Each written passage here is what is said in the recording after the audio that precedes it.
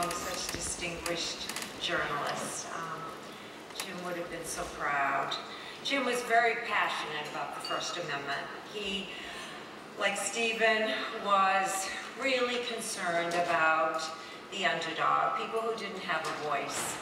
And that is why we agree certainly with these gentlemen who introduced us, because that truth and that voice has to continue.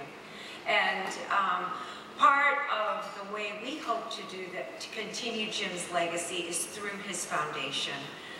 We're hoping to establish an American Hostage Family Resource Center, and particularly work with the needs of freelance journalists, who so often are the ones in the conflict zones bringing us the news. And also to work with the media, partner with the media, so that hopefully we can work together to advocate more for our colleagues when they're in situations like Jim was. So we thank you so much for this honor. We're very, very touched by this. Thank you.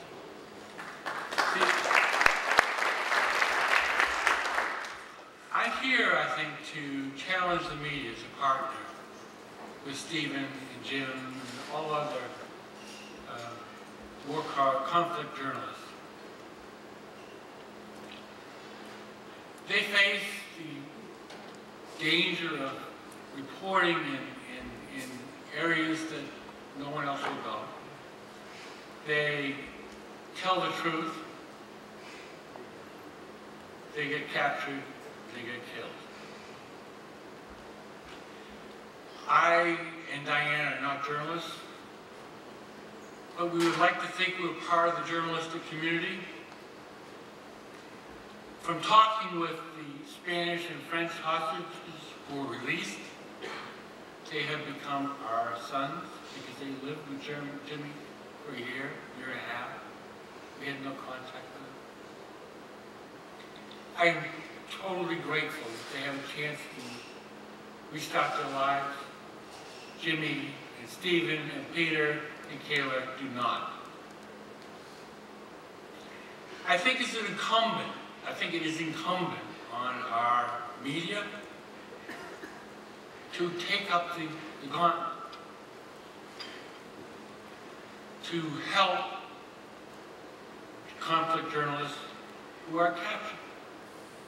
As the Spanish and French do, they establish committees, they meet bi-monthly, they include families, they vet rumors, they coordinate information, they take it to their governments, and they demand action. This earns the respect of their colleagues, and it earns the respect of their countrymen. We cannot afford to be silent. We cannot afford to get the next soundbite, to come to my house and be the next person on the line. We cannot afford to be the only action, to be the next interview. We really have to organize to protect the freedom of speech, the freedom of the press. It's not something that's given. It has to be defended. And we urge all of you to begin to think about how you can help those people who have run the gauntlet, who have done their deed to report the truth, and who are now captive.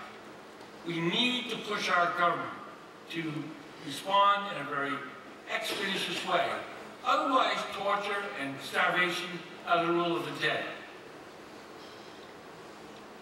We really need all of us to pull together to maintain an independent news source. Otherwise, we can buy it from foreign countries. Thank you very much.